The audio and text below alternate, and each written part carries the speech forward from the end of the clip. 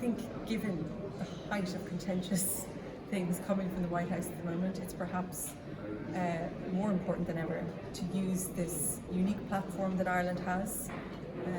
We're a small country, but we can be a really influential one, and we can be a real strong voice for peace, and we think that Micheál Martin should use this opportunity to use that strong voice to express the will of the Irish people.